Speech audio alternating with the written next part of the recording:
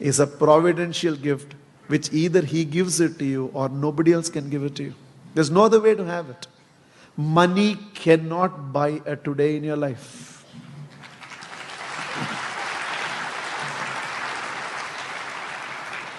A man who all his life saved his money, and right now he was having 50 crores of saving with him, decided, now I'm going to enjoy my life.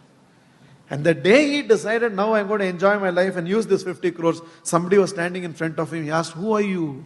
You've come without my permission. And he said, my name is Death. I only show up to people to whom I have come. He said, this is not fair. When are you planning to take me? He said, right now. No, just now I counted. I have 50 crores with me.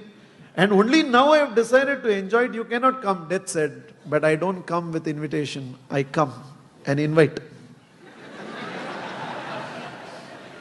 You have to come. Man said, see, please, if you want, you take 25 crores. Give me at least 1 month of life. I will enjoy the remaining 25 crores and then come. Look at the mentality of man. Even on the threshold of death, he is willing to give only 25 crores, not pura 50 crores. So I'll give you 25 crores. Negotiation. Death said, I don't think you understand how I operate. I don't negotiate. Your time has come, I have to take. Man says, I'll give you entire 50 crores here. Just give me 1 day in life. Death said, I can't give you another moment in life. Man pleaded, at least give me 1 moment in life. Death yielded, said, okay, whatever you want to do, do it for 1 moment. He ran to his scribbling pad and wrote there in the scribbling pad, all of you have money, immediately start enjoying it. And then he added a note. I just now realized, even with 50 crores, I could not buy 1 minute of life with it. If he doesn't give it, you don't have it. Then how should this today be received? With frustration, with negative thoughts, with anger, shouting at people, making an issue for small things. Should there not be peace in the house in the morning? Should not the fragrance of a morning in a home be one of gratitude? Should it not be one of bhakti and devotion? There is no point in some corner, a tape recorder going on singing Hara Hara Shankara, Jaya Jaya Shankara, Om Namo Narayana, and in between in the front of the house, ban, chew, and all these words are being talked here. Everybody shouting at everybody, Kutte, Kamine, and this is what is being discussed there. What is the point in having that background?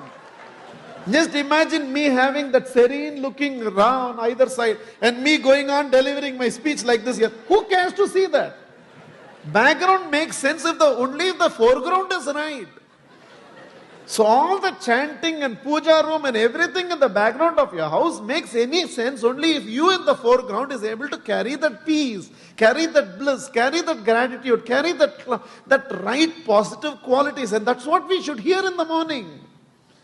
Morning should be one of celebration. The start has to be right. You have to get it right. So I don't care after your bath and after all those things, what you're going to do in your puja room. The moment you have conquered the gap between waking up and getting up, which is the first psychological victory to begin the day, so that you shape the right attitudes in life. And trust me, in less than a year's time, by conquering the gap between waking up and getting up, the disease of procrastination will be out of your life. Out of your life. Then it's no more a Kabir's Doha.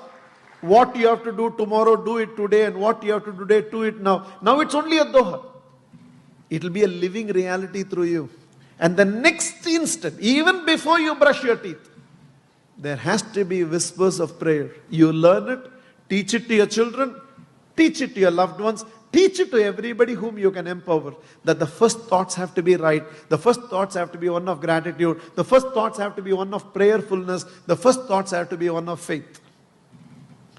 In whatever way you understand, you may not understand slokas, you may not understand. Arey yaar, why do you complicate in learning all those things which you don't understand? A child is crying. And the mother knows the child is crying because the child is hungry. The child is crying. And the mother knows this crying is because the child wants the nappy to be changed. The child is crying and the mother knows it is because the child is hungry. The child is crying and the mother knows it's because the child is feeling sleepy. The child is crying and the mother knows it's because the child has a stomach pain. Without using a single word, through crying, a mortal mother is able to understand the need of her child. Do you think that eternal Father will need all sophisticated words in our communication for him to understand us? I want to learn Rudram, I want to learn Sahasranamam, I want to learn this bhajan, I want to learn the complete version of Navkar Mantra. If you learn, wonderful. But if you don't, he understands your silence, he understands your words. For a minute, if the heart can beat in gratitude and say, thank you, God. If for a minute the heart can beat and say, I understand this day of mine is your gift unto me, my Lord, and the way I live this day will be my gift unto you. I'll make my day count.